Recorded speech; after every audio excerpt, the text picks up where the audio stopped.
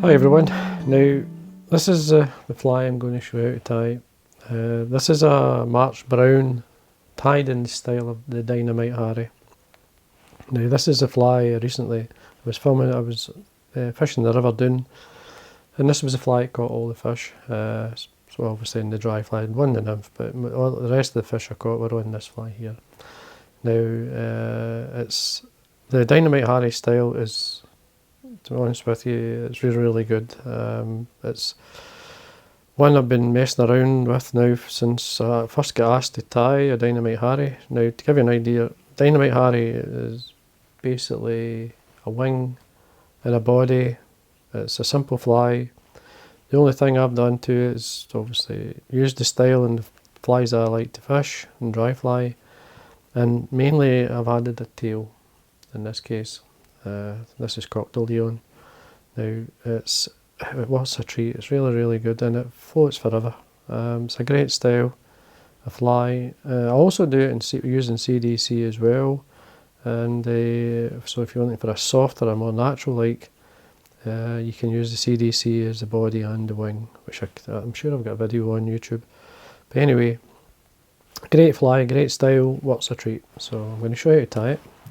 Now I tie it on, I like to use this hook here. This is the Full and Mill, it's a nymph hook, the Czech nymph, as you can see.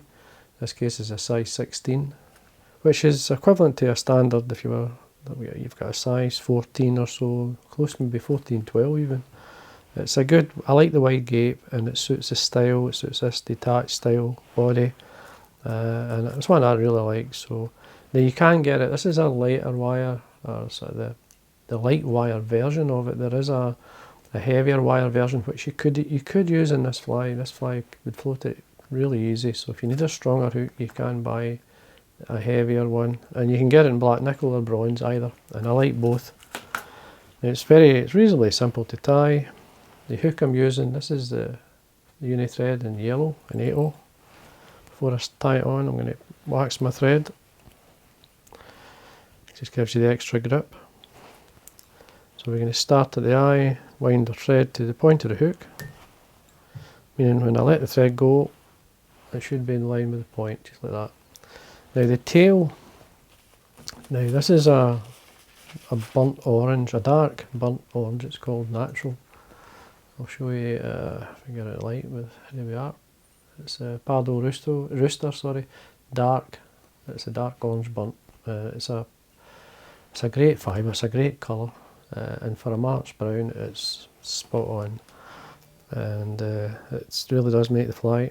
Now don't be shy with it on a few fibres, because it does represent, it mixes with the Antron I'm going to be using, and adds to the body, as part of the body really, as well as the tail. Now normally I do the length of the tail, the March Brown is quite long, so I do 2 lengths of the hook. So there we are, that's where I want to tie it in, is there. So 1, 2, 3, in this case down, come underneath, pull towards the eye, and then we do a turn, 2 up.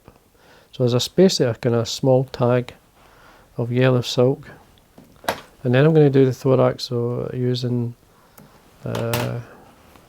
some dubbing, but before I do that I'm going to do the wing. Now what I've got here is a mix, these are just basic Antrons. We've got a dark brown, and we've got, in this case here, this is a tan. Tan would be the colour, so you mix the colour to get the wing colour of the March Brown. Now it could be grain brown, I've used grain brown, it works. So maybe in a greyer day you want a grey colour, but you still have a wee touch of brown in it. So this is going to form the post for the wing and give the impression of the body. So what we do is we come basically halfway back up with the thread, simple as that. Now we can tie this forward a good inch, 3 or 4 turns. Now to cut the body, we basically cut to the centre of the tail with a straight cut on the top. So if you just look at the scissors the way they are, a cut towards the tips should be in the middle of the tail, and then we trim. And that should be it. We could go a bit more fussy with it. I'm just going to take the cut off the top here. You just want an impression of the body itself, and that is fine. That works. You don't have to. You could cut it straight and then maybe do it, but that's the way I like to do it. Now, before I put the hackle on, I'm going to put some dubbing. This is just some natural dubbing. It's Hare's mask and some rabbit fur blended together. So I'm just going to tidy this area up, add a wee bit of colour and life to the back or the thorax. And then what I want to do is come to the front with 3 or 4 turns with the thread, just to lift the wing a wee bit. So we've plenty of length there to work with. Now the hackle, this is a Grizzle dyed. This is a cape I got. I'm going to zoom out so you can actually see it. This is a saddle I got from Whiting. This one is a pro grade saddle, it's a Grizzle. It's a dry fly hackle version, one, and it's been dyed. So if you look at here, there it's which is a Whiting pro grade saddle, grizzly, dyed golden straw. So there we are. Now in this neck here, or this saddle, sorry, I get from, I've never really drew it right, but you could get quite a few sizes. 10s down to probably 16s or so easily. Some of the feathers, here's one that's really small, could probably go to an 18 or so. So the pro grade versions are very good, so if you're going to need a selection of flies, then certainly the pro grade's the one. Now we're going to zoom back in so we can see the fly being tied. So I'm just going a wee bit further, sorry, there we are. Now hackle, as I say, what we're going to do is bare the stem. I want enough of the stem so that when I tie it in, I can post it up, some of the bare stem into the wing. So what I do is I tie make sure the wing's out of the way, just tie it in front. So 1, 2, 3 turns, that's right up close to the wing.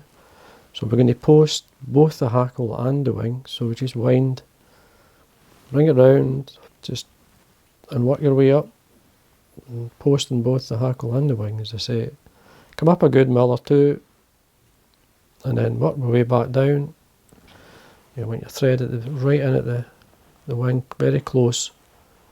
And then you want to do a parachute hackle, which is basically to wind the hackle, do a turn, the next one should be under that, the next one under that, and we just work our way down to a level with the body, and then just lift everything out the way. There's your hackle, just pinch that.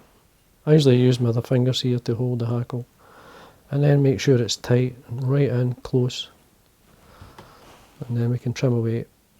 We can now tidy that area up. I mean, it's a rough and ready fly, this, but I mean, it does catch. And then a wee bit more of the dubbing. I see this is just a hare's mask I've removed from the mask and then mixed it with some rabbit. So we make sure it's nice, reasonably tight. Lift your hackle out the way.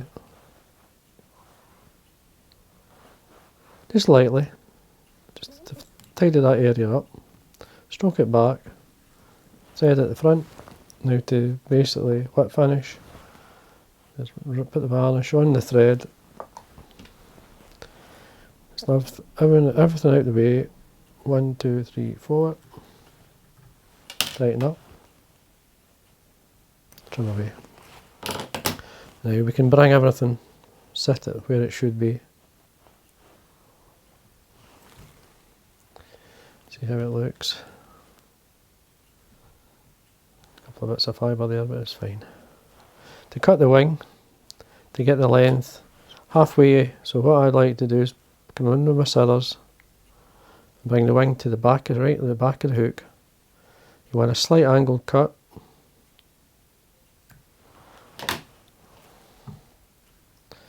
And there we are. And that's the fly. That's the March Brown, as I call it, with Dynamite Hare. Just going to take a couple of fibres away here. And there we go. Floats all day, catches, just quickly dry it, go back out. and if you look at the video, well, I'll put a link to the video, you'll see me using it below this video, so you can actually, if you want to watch the video, you'll see it. It's about probably halfway through, work your way through it, you'll find there's a few fish can caught. So there we are. As I say, that's the March Brown Dynamite Hare. It's a nice pattern. Honestly, it catches well. But if you want to do like a all natural, like using feathers, CDC, 2 CDC feathers, or maybe 3 depending on what size of fly you have, works really well, and it's just a good pattern. So there we are, simple fly, works a treat. So I hope you enjoyed the video, and again, thanks for watching.